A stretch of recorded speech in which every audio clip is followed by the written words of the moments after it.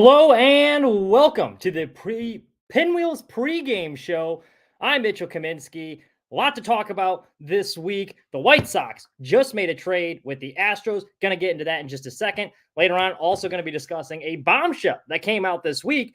The White Sox willing to trade Luis Robert Jr. and Garrett Crochet. Michael Soroka was moved to the bullpen. We will discuss that as well. And if Pedro Grifol is throwing players under the bus. So all of that and more coming up. So let's start first with this recent trade with the Astros. They just made this trade a couple hours ago, but the White Sox announced they acquired outfielder Corey Julks from the Astros in exchange for pitcher Luis Rodriguez. And kind of an interesting move because Julks has had some experience. He's 28 years old, played with the Astros last year, played in 93 games, and actually had a pretty good run in the majors for his first taste of big league action. He's hit 6 home runs. He stole 15 bases, drove in 33 RBIs.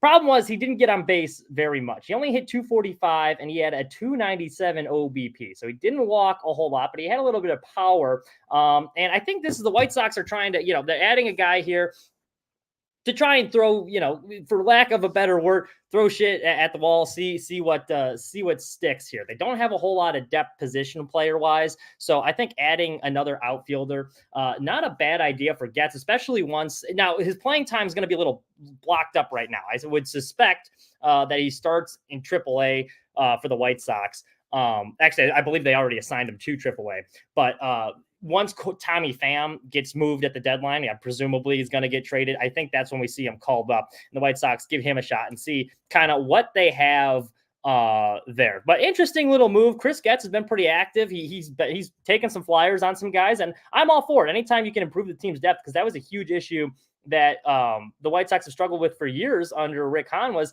they just didn't have a whole lot of organizational depth. And that's why those injuries that we saw when they were in their so-called contention window really hurt that team. So it'll be interesting to see how he does, but I suspect he gets called up after Tommy Pham gets traded. So now let's go into the other stuff we have here this week. As we mentioned, a lot of White Sox news to talk about. One of the things that came out, so on Sunday, White Sox, they were having a pretty good run. They were playing some good baseball. They'd won 4 games in a row. That was their longest win streak of the season. Saturday, also shout out to the Chicago sports bums. If you're a White Sox fan, and you don't go, like you see the ad for their tailgates on Twitter. If you don't go, you're not doing it right. I mean, those guys know what they're doing. So shout out to them. Awesome food. You never know who you're going to see there either. John Triffin showed up. Southpaw showed up. So tip of the cap to those guys. But anyway, vibes were high. White Sox had won a game. And then Sunday, momentum kind of halted. Michael Soroka started that game, and it was his last start before he got moved to the bullpen. He allowed 5 runs. 4 of those earned. And they were hitting the ball pretty hard off of him. Even like when the first couple innings, he had a 1-2-3 first inning, but you could tell they were hitting the ball hard. One of them that really stood out is he hit a Cleveland Guardian batter, and the guy looked like he was hurt, and then, stays in the game, clearly shaken up a little bit. Next pitch, he gives up a home run. So not the best start. And it's been a real struggle for Soroka this year. Now, when the White Sox added Michael Soroka, it was in that Aaron Bummer deal. And at the time, a lot of people loved that move because people didn't like Aaron Bummer. I always thought Aaron Bummer had some potential. He just had a lot of bad luck. He always drew soft contact. It always just seemed he had a lot of bad luck with that. But I thought there was a little bit of potential there.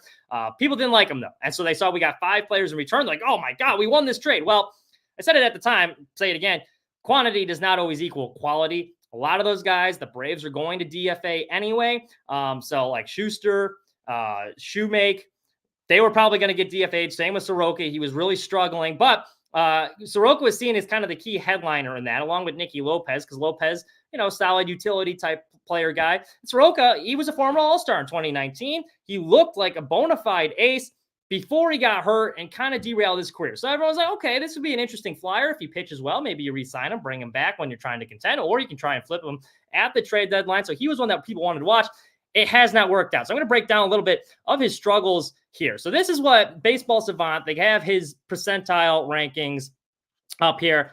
A lot of blue. And as I mentioned, people are hitting him hard. So the 2 things that stood out when you're looking at his numbers this year, and the reason I pull up, so this year's, we should mention, he has had some injury troubles. After 2019, he did get hurt. He missed a couple of seasons. Last year, struggled a bit as well, but he was kind of shaking off some rust, so it's understandable. But now you have a big enough sample size post-injury where this is kind of looks like what he is right now at this point. But the things that stand out when you're looking at this, number one, his walk rate, 12.4% walk rate, which is in the 16th percentile of the league. Not very good. The other one, as I mentioned, people hitting him hard. Look at the expected batting average and expected ERA. Expecting batting average against him, 298, which kind of goes along with the trend that the opponents are hitting him really hard. His expected ERA, 6.19. So, and he has his ERA already in the second. He has a 6.39 ERA in the season, and it's pretty close to what it should be. So it's not like it's a lot of bad luck for why these guys are hitting him hard. He does have a pretty good ground ball percentage, but not drawing a whole lot of swings and misses. And a lot of guys are making hard contact off of him. So we're going to compare this to 2019. This is when he was pre-injury, when he looked good. Now, if you look at the velocities, a lot of the velocities here are pretty similar on the right. Sinker 92, slider average velocity 83, four seam 93, changeup 81. We'll go back to what it is right now. And as you can see, not a whole lot of dip in velocity. So he's throwing about the same. But look at the walk rate here. So he's got the 12.4% walk rate when he was really good back in 2019. That walk rate, 5.8%. Now, he always had the low strikeout rate. He didn't get a lot of strikeouts. He didn't draw a lot of swings and misses, but he had a high ground ball rate.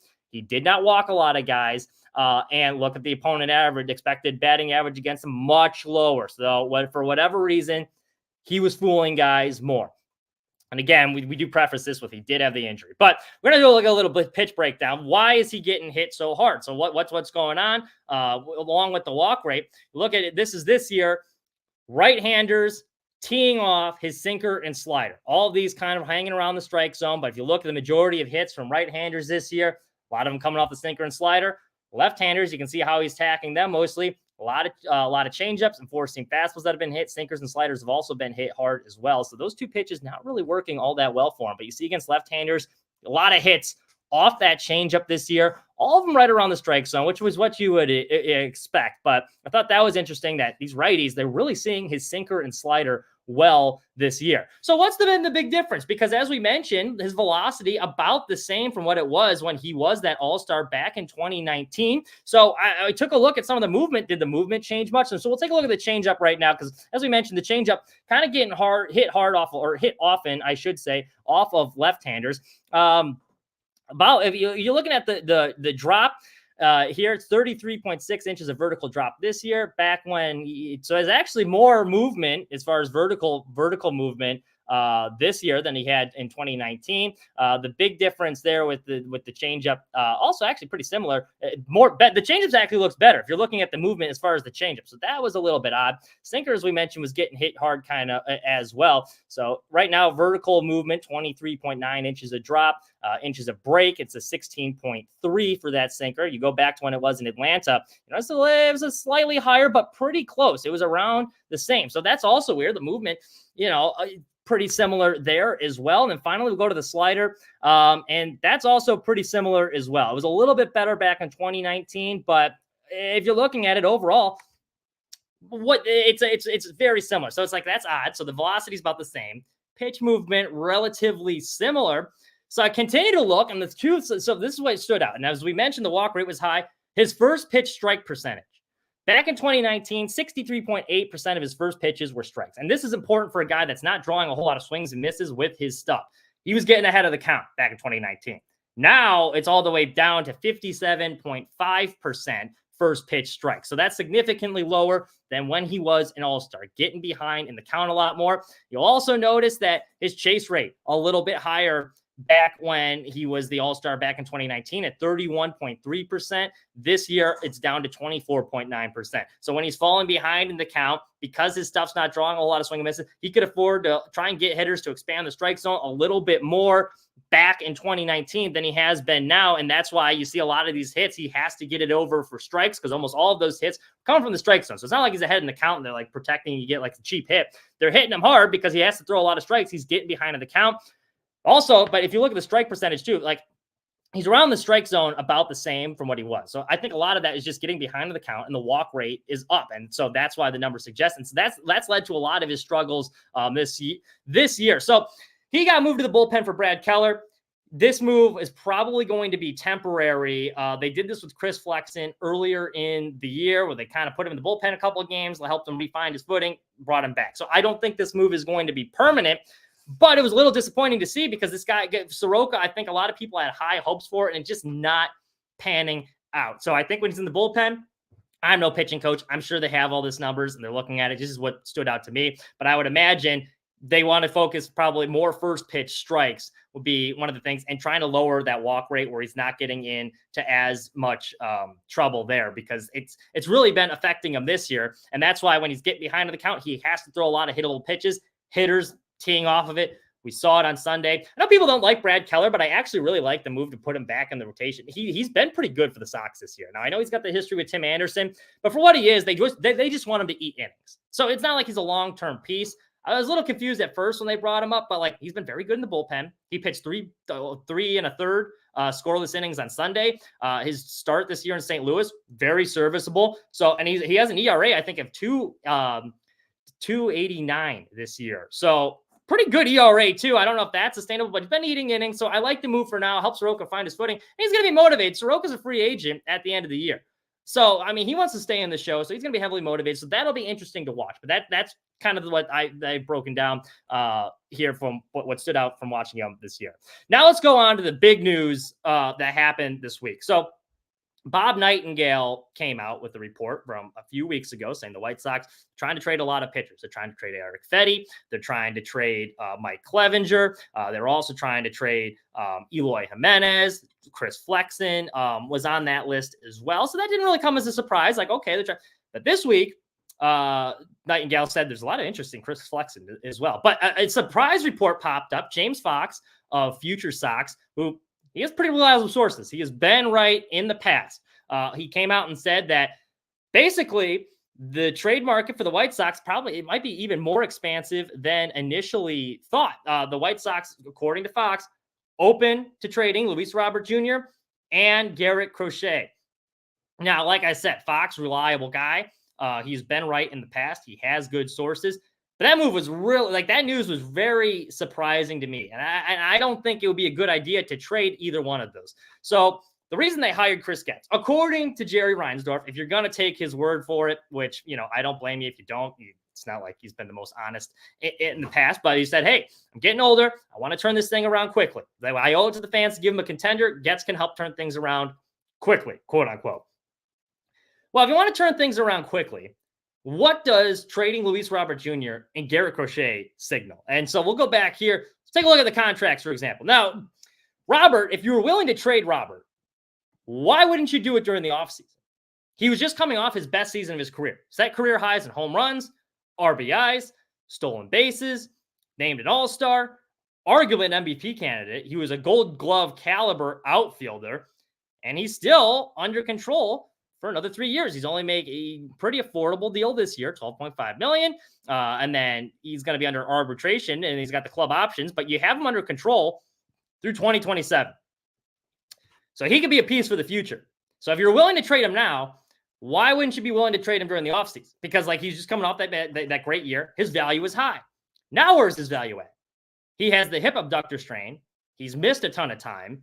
So his value is not going to be higher than what it was over the offseason. So the timing of that makes no sense. If you were willing to trade him then, because over the offseason, the reports were a lot of people on the table for the White Sox to trade, but Robert Jr. was considered untouchable. Why the hell has that changed now? That makes no damn sense. And by trading him, you are signaling, yeah, we don't think we can win by 2027. So what are we doing here? You're not turning it around quickly if you're trading Luis Robert Jr. And the value you're going to get back for him, especially now that it's probably a little bit lower, that he has to rehab from that injury, you're not going to get equal value. The players like Luis Robert Jr. don't come around a whole lot. You're hoping the prospect you get back can turn, or one of them can turn into a player like that. This is a generational type player. You take away the injury struggles. Well, you saw what he can do when he's fully healthy last year. The team also has built their entire marketing campaigns around him. He's on the programs and the media guy. They got Luis Robert Jr. on the cover. And now you want to trade him now? So I don't understand. If you're willing to trade him, why wasn't he available during the offseason? He was considered untouchable over the offseason, and now all of a sudden you're willing to trade him? That was a little surprising to me. Garrett Crochet, same way. Now, I can understand why, hey, he looks like he's been pretty good, but here's a look at the starting here's a look at the White Sox rotation. Crochet, he's under control through 2027 as well. I think he's only going to get better. So that's another one, too, that, like, he can also – Crochet can help this team moving forward too. He's only going to get better as a starter. You have him under control through 2027. If you don't think you can have a contending team by then, that's not a quick turnaround. So that just means Jerry lied, which I wouldn't put it past him either. We got Sean here. He says, Luis Robert is not a generational talent. I would disagree. Now, I don't think he's lived up to necessarily the hype that he's been billed at, but that's a 5-tool player. There's not a whole lot of 5-tool players that have the ability to steal 30 bases, hit 30 home runs in a season and play the type of defense that he does. It just doesn't happen very often. He's like a discount Mike Trout when he was in his prime, I would argue. But the problem is he's just been injuries and consistency. But when he's playing at his peak, like we saw last year, he's absolutely a generational type talent, in my opinion. But both these guys you have under control for a while. So trading him doesn't say, and this is also with Garrett Crochet, you have here's his numbers from this year. And now the ERA is still a bit high. But look at the expected ERA, 2.15. And the expected batting average against him, 180. And this is just as he's still kind of figure out the ropes as a starting pitcher. His stuff is electric. We broke this down a little bit a few weeks ago. But for both these guys, I get wanting to trade Fedde now because like he's only like if you go back to how many years we got him under control, like Fedde's cheap. Teams are going to want him. 2025. I can understand why by 2025 you don't think you're going to be ready. I would think that would be the season you want to contend, but he's only got 1 year and he'd be a free agent after that. So that would make sense to trade him while his value is high.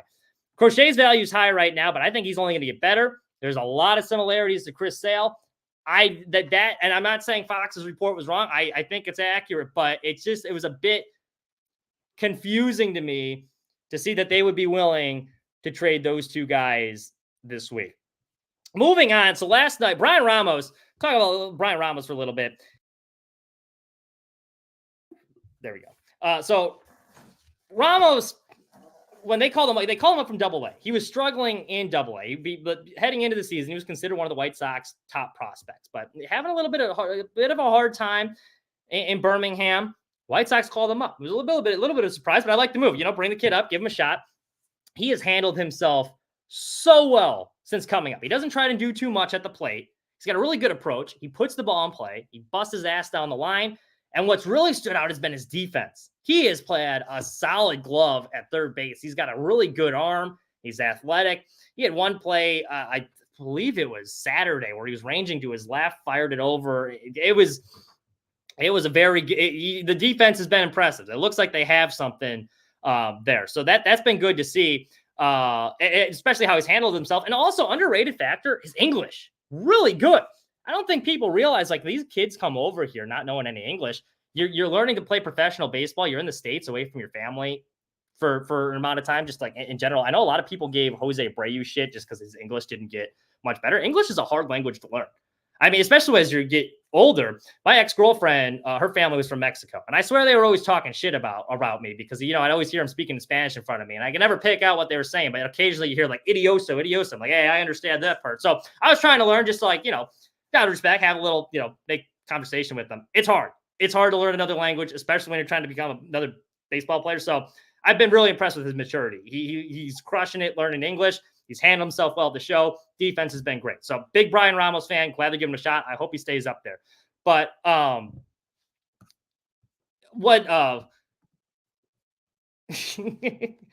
So I mean, yeah, it's hard though. If you're moving over, I mean, it takes some time. I'm saying he's picked it up quickly. It's learning another language is it's tough. But anyway, so yesterday they're playing in that doubleheader. There's a close play at third base. He gets a little hurt. He's day to day. Pedro after the game had some interesting comments about Brian Ramos and what happened there. So we'll go back to here. Brian Ramos Here's what Pedro had to say. Vinny Duber, CHGO's reports. Pedro said Brian Ramos, who left with a tight quad, hurt himself on a play where he went to first when he went from first to third. Grifol liked Ramos' aggressiveness, but was unhappy that Ramos missed a hit and run and said the play shouldn't have been as close as it was. Why is he coming out and saying that? Now, I don't have a problem with him coming out and saying that per se. If you're holding players accountable, which lack of accountability has been a big thing in the White Sox clubhouse. So, okay, you're going to hold them accountable for missing a sign. I get that. But why are we calling out the young players? Do you ever hear Pedro holding any of these older players accountable? And it kind of fits a trend where Pedro, you'll see a lot of times, he'll call out these younger players where you never would hear him say anything. I've never heard him say anything about Maldonado. Maldonado makes plenty of mistakes. I see DeYoung making errors. We never hear him say anything. Last year, Pedro Grifol with Oscar Colas. They sent him down. He says, quote, we need him to completely clean up his whole game. I'm talking about base running, defensively. These are things I've spoken about all year. These are not new. Which, okay, fair. You want to hold him accountable? He's not. That's what you wanted to work on? Fine. But he hasn't been called up since. So Pedro clearly didn't like him. No problem calling on him. And then earlier up over to the right here, we have a quote from right before. This was the day before that they sent down Lenyn Sosa. Now, I'm not saying Lenyn Sosa didn't deserve to be sent down. I think he's probably a quad A player. But, you know, he has this botched rundown play where he didn't run the guy back to first, and then he threw it home, and the run scored. They didn't get the out.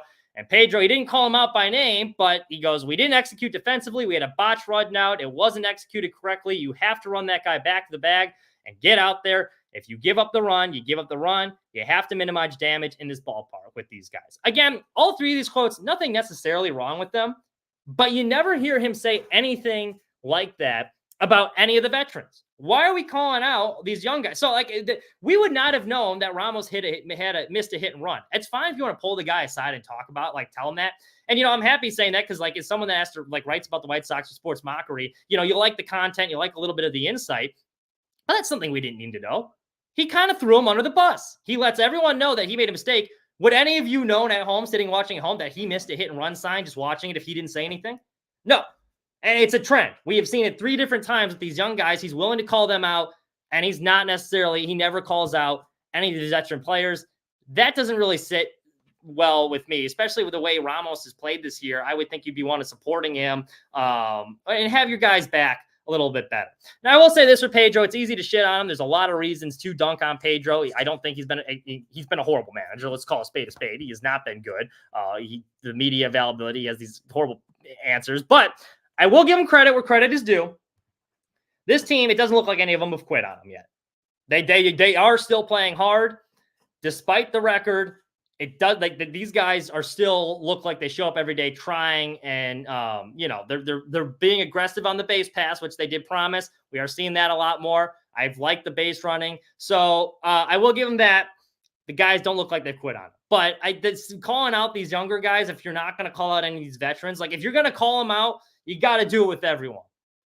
You got to do it with everyone because it looks like they're just singling these guys out. And Ramos, like I said, he's been very good for the team this year. That's all I got for you today. So tonight, 8 p.m., Aldo and Fids is going to be on for the regular Pinwheels and Ivy show. They're going to be talking some Cubs, a lot to talk about there. They're having a little bit of offensive struggles. And then the Chicago Tribune, they also came out with an article about Chris Bryant. For those of you who don't know, Fids, he coached Chris Bryant in high school. He had some thoughts about that article. He was not happy. I'm sure they'll talk a little bit about that as well. And then also, top right corner, visit our sponsor, Homage. And they sell merch at the Chicago Sports Depot. They got good stuff. But don't line Jerry's pockets. You can support us. Instead, you use that QR code. They'll give you a little bit of a discount. They got some good White Sox merch, Cubs merch, you name it. They have it. So tune in tonight at 8. Thank you all for listening. Have a wonderful rest of your week.